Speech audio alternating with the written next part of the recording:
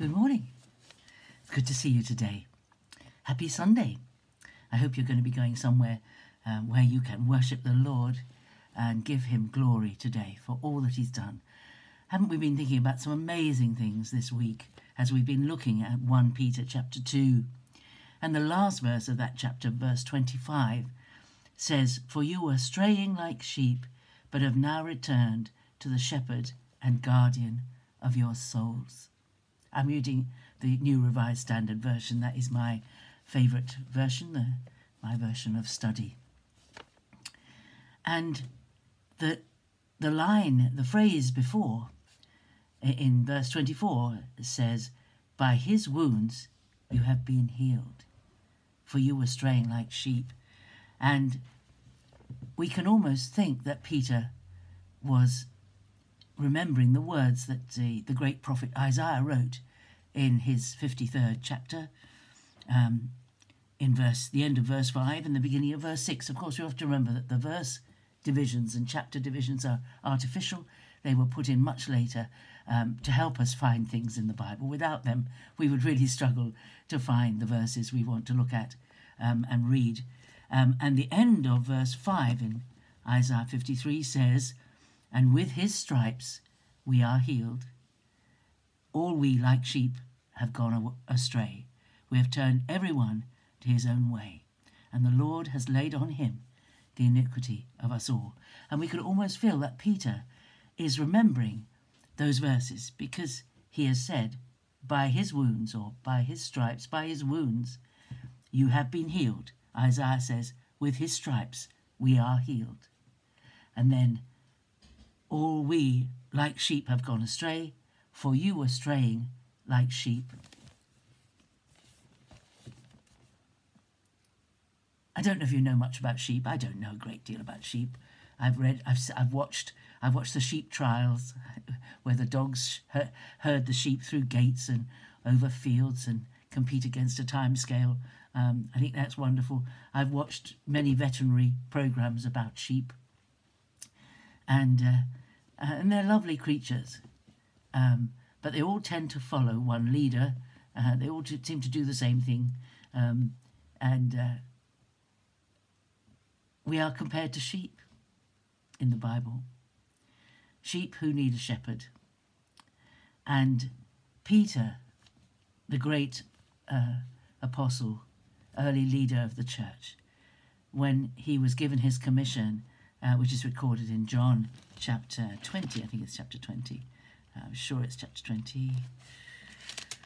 It might be chapter 21, but it's 21, chapter 21, when Jesus asks him if he loves him, and then says to him, "Tend my sheep," or "Feed my sheep." 3 times he says, "Feed my sheep." Jesus, the great shepherd, that's John 10, the good shepherd, the one who came to care for the flock, his flock, a flock that would know his voice and respond to his voice and only follow him. The good shepherd, the Lord is my shepherd, I shall not want. There's a lot in the scripture about sheep and shepherds. And Isaiah saw it as all of us straying like sheep. Sheep get their heads down, they're munching, they're eating, they're munching, and they just wander. They don't really look where they're going. They're focused totally on chomping away at the grass. And they might look up and suddenly find that they're a long way away from anybody else, and they've wandered. They've not deliberately walked anywhere. They've strayed.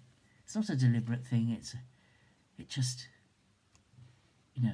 happens because life gets in the way and we stray. You were straying like sheep, but have now returned to the shepherd and guardian of your souls.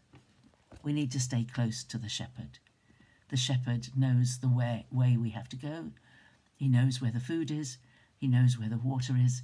He knows where the resting places are. He knows where the dangerous places are. He knows the way. He is the way. And we as sheep, we're like sheep, and we need to be careful not to stray. not to stray from the shepherd.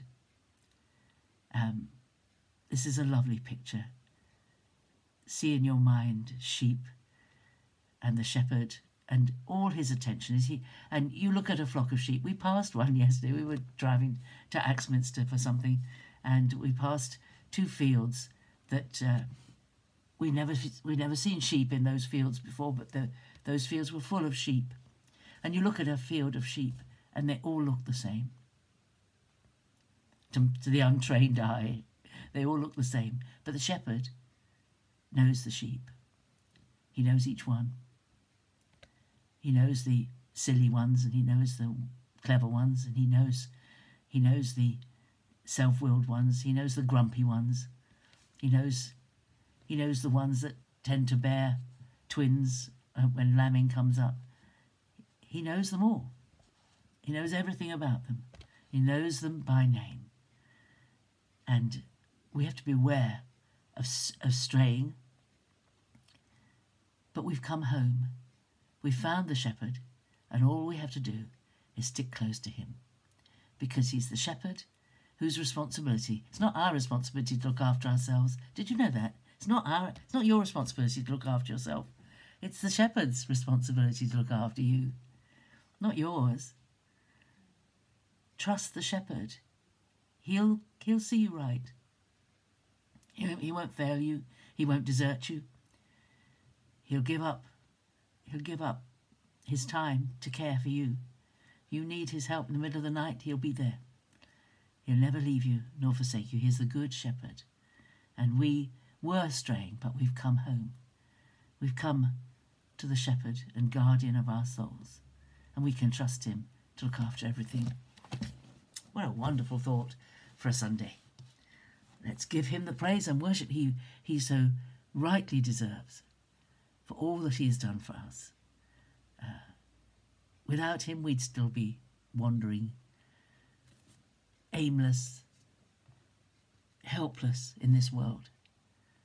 But we found the shepherd. Let him look after you. Trust him. He will. God bless you. Have a great day. See you tomorrow.